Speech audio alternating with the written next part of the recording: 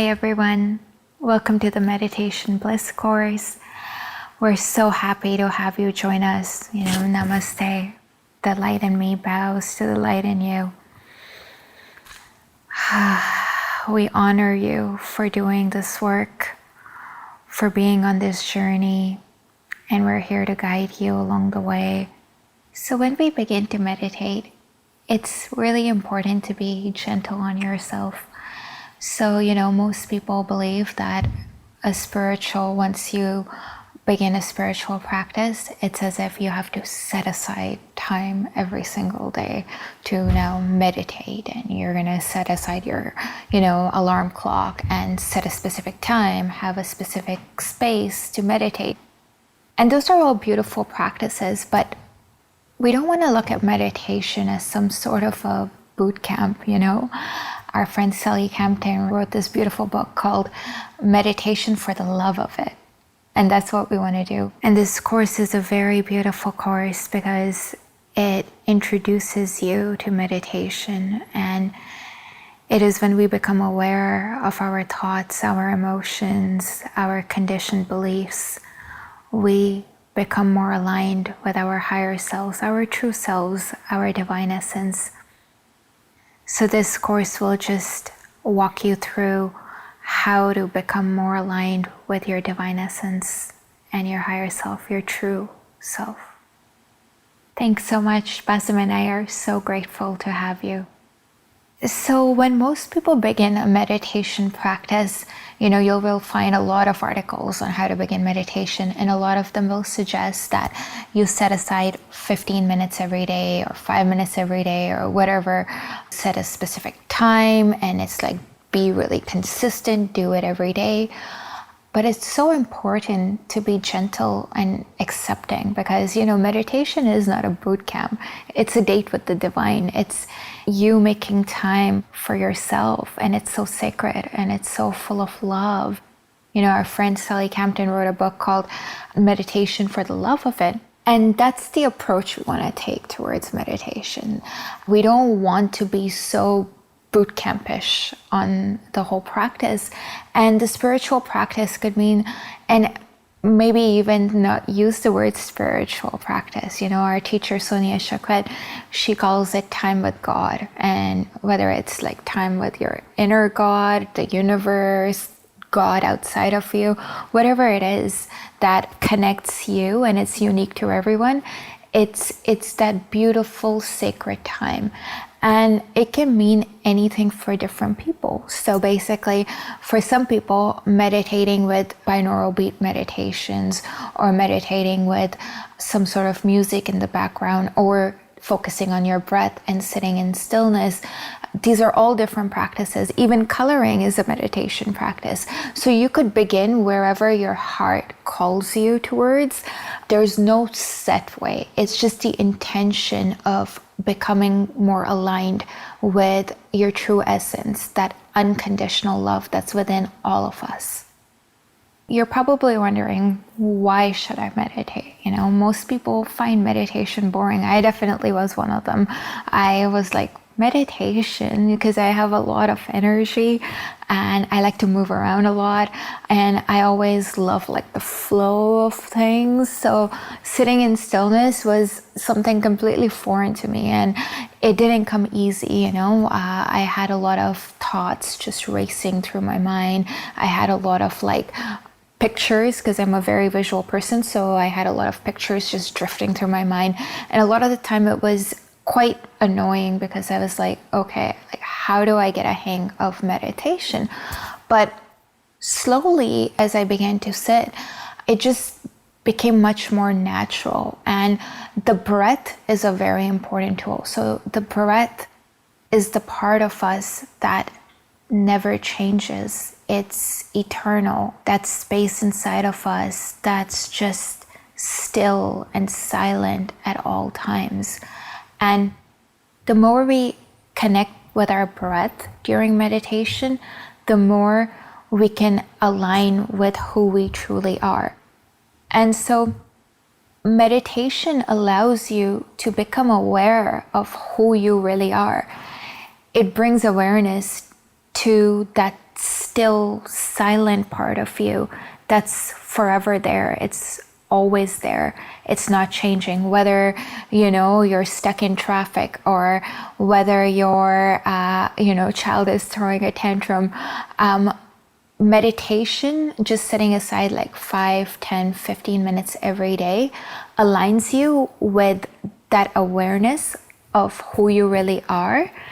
And then you kind of just are aligned with that higher self throughout your day. And no matter what situations, what circumstances arise, you can hold your composure, because you know that that's just the external, but the internal is that stillness, that silence, that unconditional love. And basically, when you experience contrast throughout the day, so you experience emotions of anxiety or emotions of racing thoughts, you know that that's not you. You're not identifying with that situation, with those emotions, with those circumstances anymore.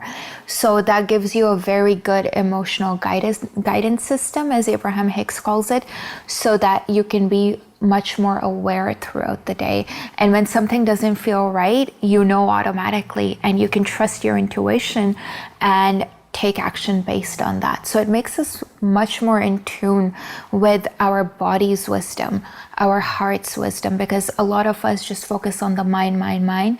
And although, there's this misconception that meditation is all for the mind, actually, it really helps us become much more in tune with our bodies and our hearts as well. So opening our hearts, I'll share a story with you. So my spiritual journey really began after I gave birth to our first child, Basim, and my first child, Rayan. And that was a very, very, very painful time for me. And pain is not a bad thing, most of us see pain as something really bad because we've been conditioned to always avoid pain and seek pleasure. But pain is a great teacher. Rumi says we need 2 wings to fly, not 1. So as I was going through this really difficult time, I remember I was holding my baby and I was crying in the middle of the night, just asking for my heart to open. And this was something that I had never heard of. This was something that was never brought into my attention, but something inside of me was telling me to open my heart. And I just cried, and I just, set an intention to just open my heart. I want to feel more. I want to experience more. I want to love more. And then everything just took a journey on its own, and I discovered what it means to begin this process of opening our hearts. And so just be very gentle with yourself. I love Rumi quotes, and there's this beautiful Rumi poem where he says, our task is not to seek for love, but to break down all the barriers that we've built against it. And this is a constant process. And just recently, we had an interview with Krishna Das, and this is what I got out of it, where I asked him a question about, is this process of breaking down barriers a continual process, or is there a destination?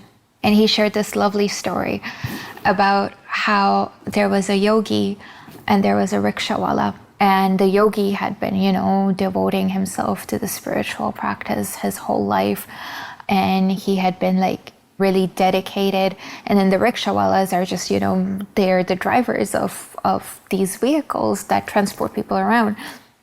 So Krishna Das shared this beautiful story about, this yogi and this rickshawala died at the same time. And Yama, the god of death, came to them. And basically the yogi asked Yama, how many more lifetimes until I am liberated? And Yama said, 3 more lifetimes. And the yogi said, 3 more lifetimes. I can't do that. That's going to be so tormenting. That's so painful. I can't go through that. And then the rickshawala asked Yama, how many more lifetimes until I am liberated? And Yama said, yeah, you see that tree over there? You see the number of leaves on that tree? That's how many more lifetimes until you are liberated. And the rickshawala was so happy. He said, really? I'll be liberated one day? And in that moment, he was liberated. So it brought attention to a few things that, there's nowhere to get to. Like there's just the now. The now is the present moment. It's our point of power. And the more we can become aligned in the now, and that comes through gratitude, that comes through thankfulness, that comes through being aligned with the love within us, and just being gentle on ourselves. I mean, just to think that the yogi was so hard on himself, like, 3 more lifetimes, I've been doing this for so long, and he was so hard on himself. But the rickshawala was just very easygoing, and he was just grateful that there is some sort of liberation or enlightenment to look forward towards. But what if we just lived every moment in that state? And that's when we begin to really open our hearts. It's not barriers that we're breaking down, because that's being so hard on ourselves, like the barriers that we've built against love. I love Rumi, I really do, but I like to see it as petals unfolding. The process of nature is so beautiful, and it takes its time, and it's patient, and it's unconditionally accepting. And when we look at a flower, it blooms in its own time. Imagine if we started ripping the petals open. That's not nature. That's not natural. So we have to be gentle on ourselves and allow for our hearts to open in its own time. Take your time, accept yourself, love every moment, and just let it unfold like the beautiful petals of a flower, exactly as a flower does in nature. So one of my favorite meditations on the Retreat Sounds app is Only Love. It just aligns you with the vibration of love, and love is all there is. So, whenever you're going through times of anxiety, or you're going through times of stress, or you're going through difficult times, just listen to that vibration. And, all these emotions, all these feelings that we attach labels to, it's all love. It's just that it's at different vibrations, but it's only love. And that was the inspiration for us creating the Only Love meditation, because it just helps you become in tune with who you really are, which is only love. So the chakras are really, really important because they are our energy centers. So we are 99.99999% energy. So whatever we are experiencing at an emotional, at a physical, at a mental level is an indicator of what's happening in our chakras, because those are our energy centers. And since we're 99.99999% energy, that's usually where these thoughts, these beliefs, these emotions reside. So there's the root chakra, and then there's the sacral chakra moving up. And so the root chakra is like from your feet up to your hips. And then there's the sacral chakra, which is like your belly area. Then there's the solar plexus chakra, which is around here, your rib cage. And then there's the heart chakra, which is your heart space. And then there's your throat chakra. And then there's your third eye chakra. And then there's your crown chakra. So basically, when most of us think about the chakras, we always feel like, I want to open my third eye chakra, or I want to open my crown chakra so I can invite divine guidance in. But all of the chakras are so important. And there's the Metatrons Cube, where basically all the archangels are within our energetic field, within these chakras. So, when we think about the archangels, we always feel like, there's something outside of us, but they're actually within us, within our energetic field. And then when we start bringing awareness to the space within our chakras, we start to heal the conditioned beliefs, conditioned emotions. And these can be like ancestral beliefs that have carried down and are part of our energetic makeup. And we can really shift the energy and shine the light of love on all those conditioned beliefs, on those conditioned emotions. So I'll give you an example because I love sharing stories. And this is just a very personal experience. You know, sometimes when you're doing the spiritual work, all these emotions can arise, and that's okay. It's okay to be accepting with yourself. You know, I remember our friend Jerry once shared on Facebook, feel your shit, deal with your shit, but just don't lose your shit. So, you know, I'm a little bit embarrassed to share that, yes, I did lose my shit last week because there was some emotional surfacing and I reacted. And it's very important when you're doing this kind of work, you know, just be gentle on yourself, accept yourself and love yourself. So however you respond, it's okay. But this is just an awareness that I gained that I feel that I can share with you. So instead of really just going within, I reacted, and sometimes we can react and respond to the person in front of us. And, you know, so I did that with Basim, unfortunately, last week. But then I realized that it was really a mirror for what was going on within.